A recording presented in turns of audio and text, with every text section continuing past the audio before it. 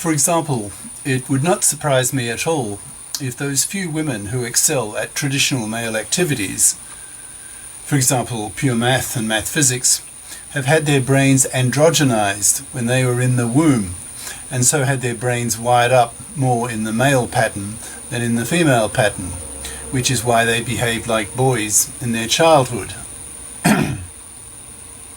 Feminists need to bother to learn more science so that they can update their old-fashioned, ill-informed views of sex differences. Saying that sex differences are due only to social influences is way too simplistic and just plain wrong. Feminazis who claim that sex differences are purely cultural in nature merely discredit themselves, making themselves look fools in the eyes of masculist scientists who study these things. Women should occupy Women should occupy half of the positions at all levels of society. No, that would be unfair to men, because men are smarter and more ambitious than women. To put less qualified, less brilliant women in top positions is to exclude more deserving men. It would be discrimination against men, and hence feminist hypocrisy, because it's precisely against male prejudice against women that the feminists are fighting for. Yet they want to commit the same discrimination against men. That's feminazi, sexist hypocrisy. Once again, the feminist attitude on this claim is based on ignorance, on an inadequate knowledge of science. Too many feminists are is-scientists, that is, ignorant of science, unable to reason scientifically, and hence have opinions that are poorly science-based, science-informed. Women need to study more science in high school, choosing to study career-competent majors such as math and the sciences in their last 2 years of high school, so that they can study career-competent majors at university to become responsible FIPs as adults and not parasite of a man. Feminists need to be taught to accept the principle that people should be given equal opportunities according to merit to performance level. If women are genetically less capable than men, then the best jobs should go more to men, so that society as a whole benefits from the greater efficiency. Anyone, when pressed, would prefer to have their brain operated on by a most competent male surgeon than a female brain surgeon who got her job more by gender quota than real merit and performance ability. Bullet. Today's men should be punished by women for past crimes against women. Two wrongs don't make a right. It's highly debatable that men committed crimes against women in the past. It's feminist doctrine to blame men for everything wrong with women's lives. That's childish of them, and in the future it may end up causing men to lose patience with feminazi childishness, and then strip women of their rights, taking away women's right to vote. Masculists want a society that is gender fair, especially a FIP society, capital F, capital S, where both sexes as children are socialized by parents and educated by teachers to be FIPs, so that people do not parasite off the labor of another person, the way traditionally fluffies did to man-slaves, with men working for women. Masculists are very conscious that many feminazis are out to seek revenge on men.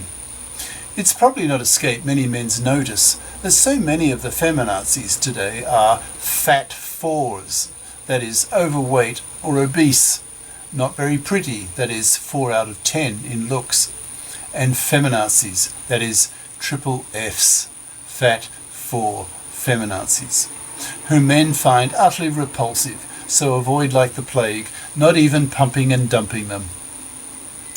No man wants a relationship with a misandrist, man-dumping, feminazi bitch. Such women are punished by men by not getting one. Such triple Fs are left rotting on the shelf, utterly ignored, punishing them for being misandrist feminazis who use feminism as a form of revenge against men for men rejecting them.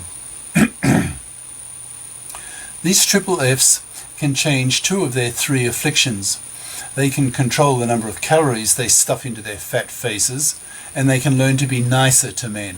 Otherwise, they will remain in their current state of manlessness, and hence will remain sexless, loveless, babyless, and spat at for being feminazi bitches by men.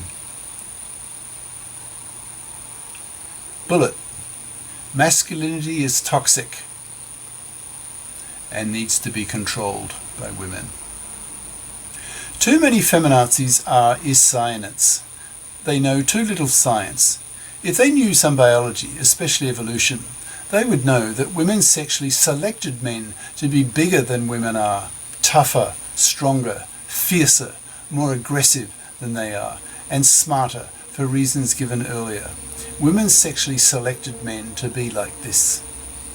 But in today's world, many feminazis, in their Iscian ignorance, claim that men make the wars, men commit most of the crimes, men dominate the jails, that masculinity is toxic, so needs to be feminized, so women need to take control of society and impose female values and standards on society.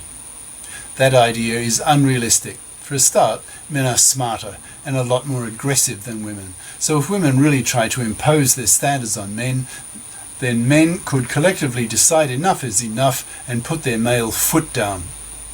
Since the law is ultimately backed up by male force, if the male police and military decide that women are to be put down, then men could do that so easily. Women are a lot less aggressive and much physically weaker than men, so would not stand a chance. Women would just meekly accept what men tell them to do because they have no other choice. They are women and evolved to accept what men tell them to do. That was nature's way. Men only tolerate women's many negative qualities because men want to fuck women. Men want to get their penises into women's vaginas. That too is nature's way, nature's recipe to create the next generation. Women are hungry to have babies, especially in their 30s, when their biological clock is winding down, and men want to penis women. Put the two together and you get babies. New section. The conclusion I'm hoping you will come away with from all the above is that so much of feminazi dogma is just that, dogma, not making much sense in the light of modern science. So that as women become better educated into scientific thinking, they'll see feminism as more of a superstition, telling women what they want to hear rather than the realities. Feminism is like religion in that respect, making women feel good, but it's not realistic. It's nice to be able to believe that there is some big daddy up there who loves you, who will give you eternal life and let you live in a heaven after you die. What delightful delusions that many religionists gullibly believe in, these wishful fantasies, these childlike desires. Similarly with feminism, there are too many wishful feminazi fantasies, for example, the claims made above. Too many feminazis live in a fairyland, believing what they want to believe, without evidence. As society pushes the evidence more strongly onto women, and society in general, then women will learn to give up these childlike fairy tales and stop believing in them, thus abandoning their feminazi beliefs, and hence become nicer to men, helping men fare the gender laws, so that men can be liberated from the many oppressions perpetrated on men by women, particularly regarding the horrible divorce laws for men and the lack of the para. Cheers. Prof. Dr. Hugo de Garis. Email profhugodegaris@yahoo.com. Website profhugodegaris.wordpress.com. YouTube channels De Garis, Masculist, MGTOW, Flyers, and De Garis Essays. Patreon, patreon.com/profhugodegaris. Minds.com/profhugodegaris. Ciao.